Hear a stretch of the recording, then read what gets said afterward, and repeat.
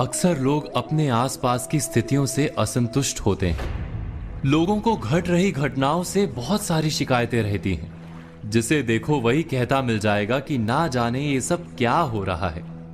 किसी का भी इस तरह व्यथित होकर प्रतिक्रिया देना और कुछ नहीं, उसके नजरिए यानी दृष्टि के कारण है। यानी समस्या दृश्य में जितनी नहीं उससे अधिक दृष्टि की है। वास्तव में ये हम पर निर्भर करता है कि हम अपने समय और समाज की स्थिति को किस तरह से देखते हैं। हमारा नजरिया ही हमारे लिए संसार को देखने और समझने का एकमात्र उपाय होता है।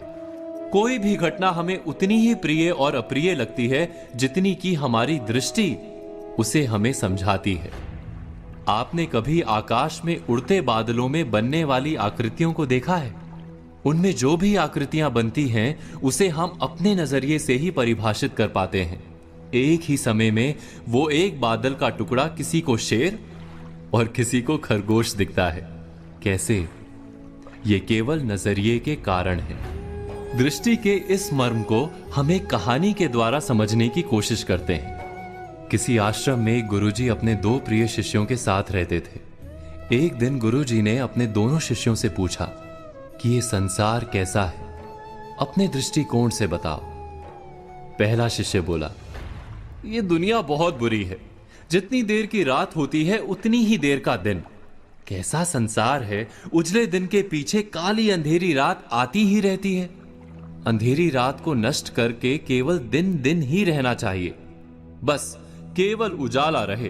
पहले शिष्य के बाद दूसरे शिष्य ने संसार को लेकर अपना नजरिया गुरुजी के सामने रखा। हर काली रात के बाद एक महाप्रकाशित दिन आरंभ होता है गुरुजी।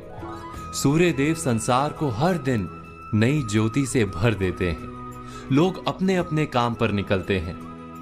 किसान हो, यात्री हो या पक्षी, सब अपने कर्म करते हैं। फिर थक कर आराम करने का समय हो जाता है। शाम घिरने लगती है तो हम सूर्य को विदा कर दीपक जलाते हैं और रात में भी उजाला कर लेते हैं। आसमान चमकीले तारों से भर जाता है। चंद्रमा का उदय होता है। रात के साथ दिन का क्रम बना रहना बहुत आवश्यक है, अन्यथा हम प्रकाश का महत्व कैसे समझ पाएंगे। गुरुदेव ने दोनों के नजरिए को समझा। संसार वही एक है। हम इसे कैसे देखते हैं उस पर निर्भर करता है। जो अंधकार को अधिक देखेगा उसे अंधकार अधिक दिखेगा।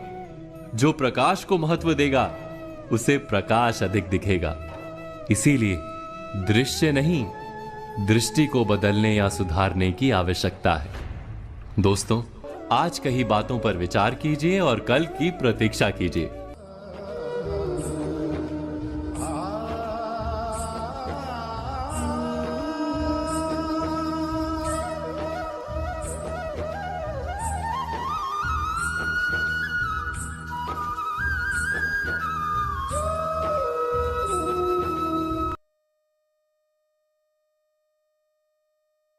प्रेम से कहो राधे राधे।